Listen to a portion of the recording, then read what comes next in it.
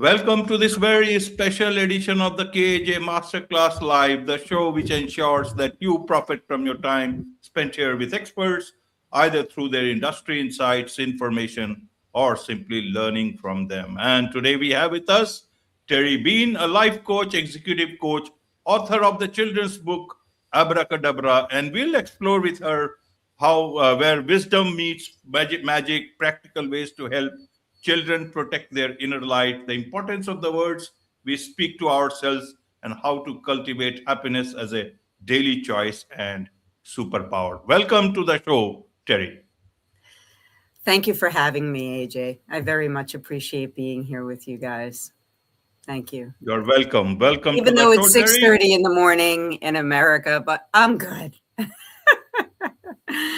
Appreciate that. Appreciate that. Thank Welcome to you. the show once again. Fun. Terry, welcome to India in this online form. And I'm sure not just in India, but a lot of people across the globe will benefit. But what we are going to talk right now, we'll talk about wisdom, we'll talk about magic, we'll talk about happiness, and obviously we'll talk about your book, Abracadabra, and also about children and inner light. There's so much to talk, but before that, let's talk a bit about your journey, your background, your story, so that the audience knows who they are listening to. Sure.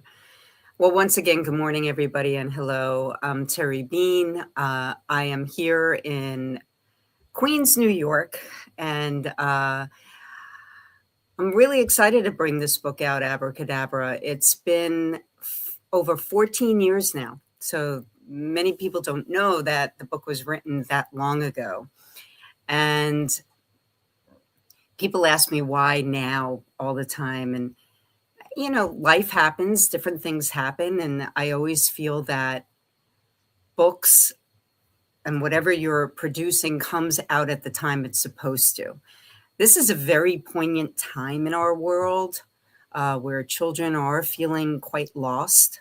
There's a lot coming at them between all the technology and all the pressures that they have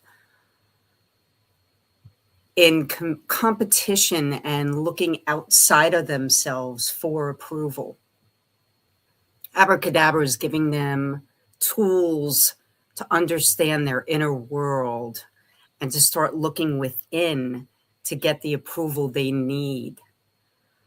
And then there are other ways that I formulate for them to step into their best possibility.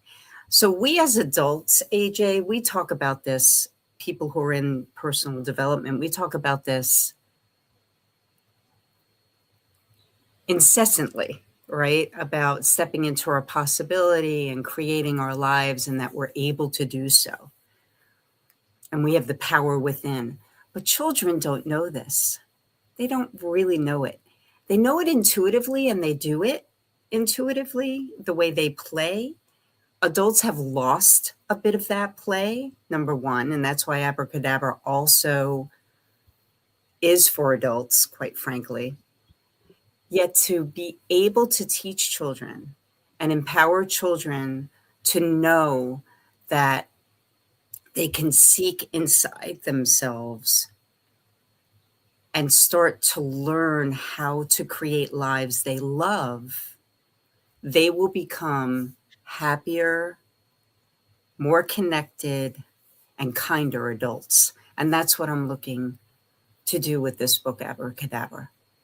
That's my journey with Abracadabra. My own personal journey is a little different, which we can talk about if you want. I can go on and on, so you got to be careful of me. You're welcome. You're welcome, Terry. So let's understand it the way you want to present it for a common person. How should he understand what is it that you do? What is it that you are trying to do in what you do, as well as through your book, Abracadabra? So we'll back up a bit. I grew up in a household where it was a blended family. And I believe you guys know what this is too, where two parents come together, and I have other sisters and brothers, etc. But my two parents, when they married, they had me. So I'm the connector, right? So as the connector, and the youngest, all I really wanted was happiness, right? And there was a lot going on between brothers and sisters and divorces and the whole thing. And I wanted to just shut that out. So when I would come home, sometimes there'd be, just tension and arguing. I would want to just run into my room and create happy. Every child is born into this life with that kind of light. That's what they want. We see them with that light. And that's why I think adults are so attracted to them, and just love that baby time because it's so light and free. We can hold on to that. And I believe that as we grow and we hold on to it, and we are happier with our lives, we're automatically kinder, AJ. We're just kinder people to each other. And right now, we've lost a bit of the connection that we have between each other, which is pretty amazing. Think about this, right? We are so highly techno, right? We are more connected, quote unquote, as a world than ever before. But we are more disconnected between each other. Now, why is that? Because our focus is so on technology and also what I call the wheel. We get on this fast-paced wheel, right? To get more, to go faster, to have more. And when we stay super present in the moment and connected to each other and respectful of each other's time and what we are saying to each other, the world changes. We change. We just become kinder. And more. Absolutely, Terry. Well explained. So I want to understand in terms of, your book. What does abracadabra mean? People have heard it. People have also heard mumbo jumbo abracadabra. How do you want people to understand abracadabra from your point of view? So it is literally intertwining magic and wisdom, right? So abracadabra, to many of us who don't know what the actual word means, which is create with our word. That's what the word means. Many of us know it as magical. So we're kind of creating the two. And what I feel is that we all have magic inside of us. Again, we're tapped into it right away when we come into this world, and somehow it diminishes as time goes on, right? We lose faith in ourselves. We lose faith in the world. We, sometimes we're denigrated by others. We focus on, again, the approval of others instead of understanding that approving of ourselves comes first and foremost. It's first and foremost. And then step into this world grounded, loving, excited for what you're creating and building, which is an awesome life. And to give children the empowerment to do that is extremely exciting. And someone said to me the other day that actually the empowerment of children is right now the least, how did she put it? She put it like it's the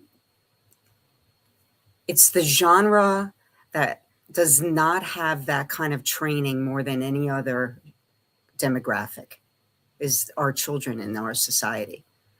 They're not empowered to understand about themselves. And that's exactly what I'm doing here with Abracadabra. Absolutely. So you could have written a book on, coaching. You could have written a book on anything else. You could have written a book on caring for your mother the way you do.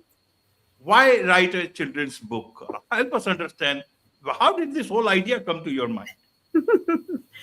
So again, right, it was over 14 years ago. It's amazing. And 14 years ago, I was in a place where I was surrounded a bit by some cynicism. Now, remember how I grew up and how I really wanted to create happy, right? So it came out of that space. But interestingly enough, AJ, a very good friend of mine said to me about, now it's going on 2 months when I was on, or a month and a half, when I was going on a podcast like yours. And she said, Bean, which of course everybody calls me, she said, Bean, I didn't realize that you went through so much when you were a young child, because I was just discussing it a bit more. She said, now I understand you wrote this book about you and for you. And I was stunned. I have to tell you, I didn't, because I never thought that way. That was one. Abracadabra is what the name of this book was all the time. It never changed. The cover on this book, I have to tell you, comes from an incredible, incredible team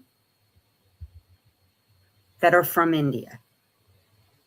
Junaid is from Bangladesh, and I met them, he and his team, from Fiverr. And this cover is the exact cover he sketched, because I have a coloring book, he sketched the first time. So you could imagine my reaction when he watercolored it in. I was in tears, AJ. I was crying because Abracadabra was coming to life, and I was just absolutely blown away. Junaid said something to me that was extremely powerful. So in July, we started in May, I get the cover, and now I'm on a deadline in my mind, right? And I said, Jay, listen, we have a mission. I said, either we get 15 illustrations done. We need 15 illustrations done in basically 30 days. Can you do it? He looked at me and he said, Terry, I'm going to tell you right now, first of all, I don't think you know that I am the visual director of kidsbookart.com. I had no idea. He said, secondly, I want you to know that Abracadabra is probably the most inspiring children's book I've read in a long time. He said, and if I had this book before the age of 18, I wouldn't have gone through this shit, excuse my language, if I'm allowed, that I went through when I was younger. He and I had such an incredible journey together. We're still highly connected. I spoke with him this morning, actually, because, you know, it's a good time to speak to you guys at 6:30 in the morning. And we cried, we laughed. We had such incredible synergy, right? That I'm hoping that your audience, when they read it, it comes off the page, that kind of energy, because we just had an amazing collaboration, AJ, an incredible collaboration. A lot of fun. So I took these beautiful, beautiful illustrations that he created, and I also made a coloring book. So the coloring book, what's really interesting about that is, and it has all, you know, the sketching, is I took the time to decide that this is a great place to give two things to kids. They can start to dream, and even to adults, right? Because some of us adults, I mean, I was born in 1963, you know, I'm right now stepping into my passion, right? And found my passion. So I give them time to draw or write what they want to do or be when they grow up. And on the last page, I have bubble blurbs, bubbles, for them to write sentences or words that they can pre-pave their day when they wake up in the morning, which I think is so important. Now, you and I know those as affirmations. Kids don't know those as affirmations. They don't know what an affirmation is. Kids don't know what a mantra is. I have a mantra that I share with Danny, my character in the book. Everything is always working out for me. And guess what? That's exactly what happens. So do I fall into stuff all the time? But it's a matter of perspective, right? When we have a different perspective on everything that happens, we can shift very quickly into a better feeling state. And that is what I'm also sharing in Abracadabra. So I'm excited about it. I'm excited for your audience to know about it. And, all over the world will be able to come together and feel more connected. Absolutely. So, if I understand, this book is for specifically for the children. What do you want them to understand about life? Is life about magic? Is it about happiness? Or is it first about inner light? I think I think we need to be AJ, I think we need to be grounded in our inner world to understand that we can be happy all the time, and that, or shall I say most of the time, because life is supposed to be fun. We lost that as adults, many of us have, or it's not genuine, right? So when we step into our authentic selves early, the world's our oyster. I mean, we can do anything. So I'd love for children to understand that they have the power within them to create that every day and every moment of the day. That the more they're connected with the moments of the day, and they give themselves the permission that they need to feel into their day and make decisions based on those feelings, not based on other people's feelings, but their own personal feelings, that they're going to build some great lives. Absolutely. Absolutely, Terry. Let me understand it this way. This is a very different world. Sometimes it can be an easy world, a magical world, but also, you know, a very harsh world in today's time. Especially, you see, with mobile phones and, an artificial intelligence coming in today's time for a child.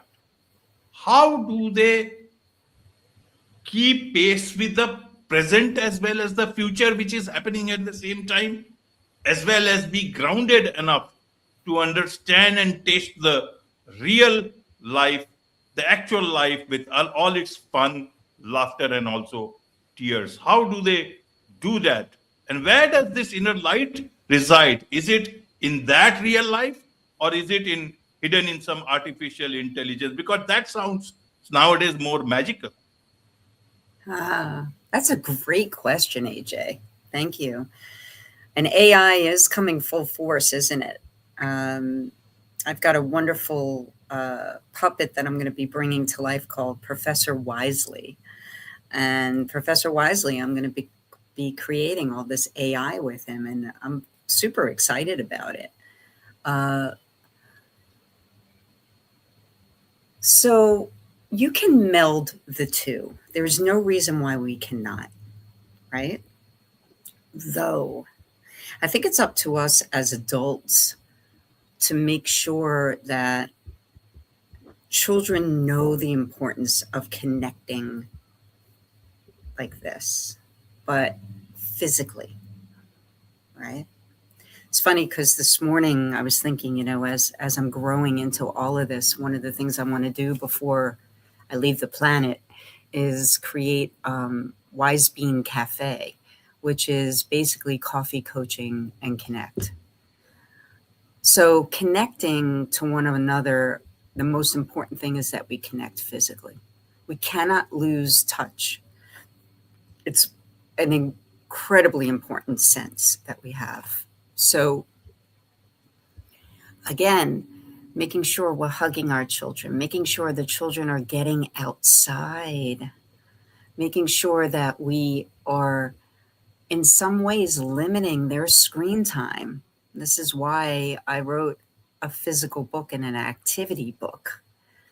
They get outside. I had friends with teenagers. That's the first people who all of a sudden picked up my coloring book and started coloring it and love the story. These are teens. So 6 to 9, it's not a breaking point. It's not a, yet those teens are attracted to it. Now, why are they attracted to it? Because they're physically holding something, a crayon, a pen, a marker, whatever it is, a pencil, a colored pencil, and they're drawing. And they sense that and they feel that.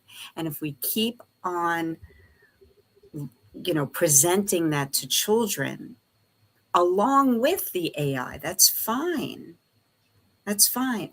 But give them the time, always create that space and that time for them to experience all of it. But everything has a time and place. Right now, yes, we are in, AI and it's exciting and all of that, but it's up to us to make sure that we don't lose the latter. Absolutely, Terry. So, who guides our children towards their inner light? Who is the best person to do that? Is it that they have to find it themselves, or is it the parents, or is it the schools? Where you are lucky, then you get into a good school. If you are not, you don't. How do you? And especially adults, who guides them when several of these adults seem to have lost their own inner light? How do they do that? Another phenomenal question. So I was speaking to someone the other day about how parents right now are living, many of them, not all, of course, but many are living vicariously through their children. Okay, so when we do that because we've lost our own way, what happens is there's extreme pressure on this child and they're disconnected from themselves. They're just disconnected from themselves because, again, they're looking for that parent's approval and need that approval for them to feel good about themselves. So you have two people who the child needs the approval to feel good about themselves, and the parent needs the child to approve to feel good about themselves. Both of them, at some point, easy enough, need to let go of that, right? That need, and focus on themselves as individuals, yet still be there, be supportive, be loving, and be accepting of a child. Now, I'm not saying a child should run with no, boundaries or any kind of guidance. I think there are certain moral things that we all know, even internally, and we need to continue to do that. But to allow a child freely to play and be and do and enjoy, if a child likes a certain toy or likes a certain thing, that's, allow it. It's not giving direction every single way to make the child exactly what you want that child to be and do and have when that child grows up. That child can, with guidance and direction, understand that they are a powerful being and they can have and grasp who they are and what kind of light they have and how they want to show that light in the world. Absolutely. Let's talk about in a different way. You talk about creating a beautiful life. How, and this is for everyone, not just children. How do Mhm. you create a beautiful life in today's time? What is a beautiful life in today's time, Terry? It is an interesting time, isn't it, AJ? Right? As all you guys know, especially in America, where, by the way, 86% of adults do not like their lives. Imagine that. That's massive. There's no reason for that. That we step in and get stuck. And that's what children see, right? And that's why so many parents are arguing, and along with everything else that's going on. So, again, it's a matter of perspective, and it's a matter of focus. When I ran into this house as a child, I decided to run in the back and kind of close things out. And we know we hear this all the time. Close out news, because news is just this constant barrage of negativity. We all have our own world, whether it's an economical world, whether it's an academic world. We all have our own world. Okay. So, how do we want that world to look? How do we want to feel within that world? We all have the opportunity and the choice to truly step into happiness. Because again, it's all about focus and perspective. Focus and perspective. I believe that everything that happens, there's a gift. There's some kind of a gift. You may not see it right away. It may not come to you right away. It may not even feel that way. Yet, if you have a certain knowing that everything is going to work out for you, it's a different perspective based on what is happening in your circumstance. So we always have the ability to shift that and just shift that perspective. Wayne Dyer did a phenomenal movie, and the movie was called The Shift. I don't know, many of your viewers can go on YouTube and see that movie. It was wonderful. And Wayne Dyer is one of our granddads of personal development. It really does take a moment. The news and what's going on, and I'm here in America, what's going on in India, that's what's going on in India. And you in India, what's going on in India on the news is also what's going on in India. But what's going on in your world, in your box of a world, right? So the more we bring in that perspective, the more we can help change the world. Okay.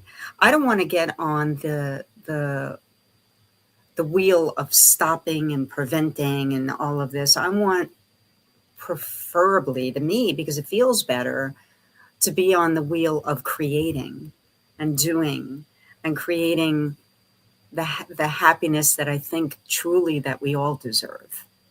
All of us deserve it. And we all, I believe, have a choice to choose happiness. Now, there are people, and there's no doubt, who, and unfortunately it's more and more, as we know, that mental illness is a big deal. Mentally ill, it's very different, because it's a mind that is not connected to one's body, is not allowing true acceptance of their body and where they are. And much of it can be chemical and is chemical. So that's a different story. But the people that are out there that are in their world, and they have, they have a life ahead of them, no matter what age, because we all do. I take care of a 91-year-old mom, okay, that I am super happy at this point in my life to have her in my life. Devoted to being here with her to help her through this time in her life. And for me, I want it to be joyful. And you know what? I'm telling you, my mother's going to end up living to 105 because I'm making it so joyful. So you think of that. I mean, the endorphins that we get through happiness will keep ourselves living longer as well. And there's no doubt in my mind, that that's going to happen with Mom. Absolutely, Terry.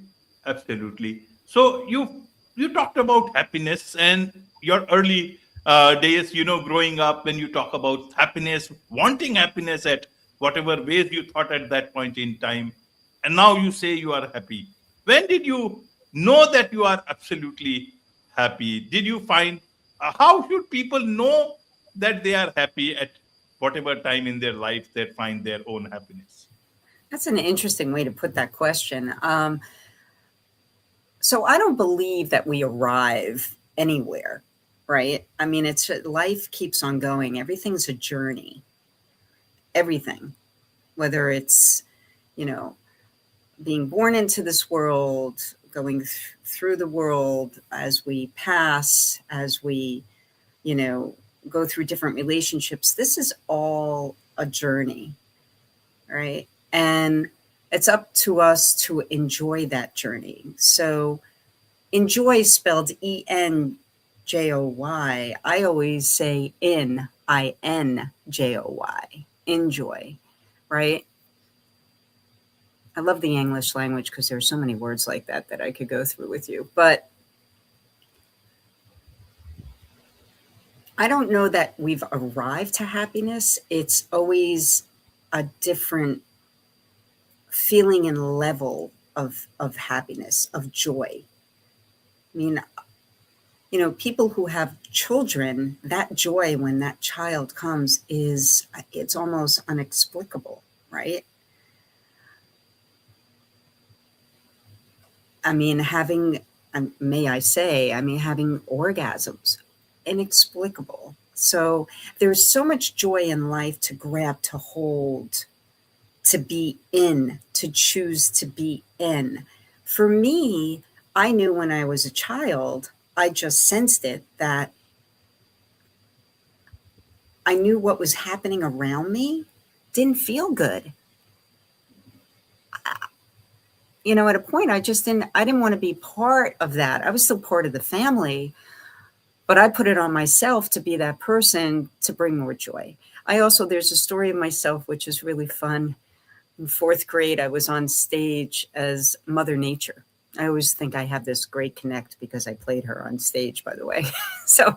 And when I played Mother Nature, I was a mess in the beginning because the world was a mess and the world was polluted, right? And then by the end of the play in fourth grade, I had this beautiful gown on, rose-colored glasses, and there I was. And I really feel like the glasses never came off. Now, not to say, I've been through some heavy stuff, and in my young years, in deciding that I wanted to keep happy,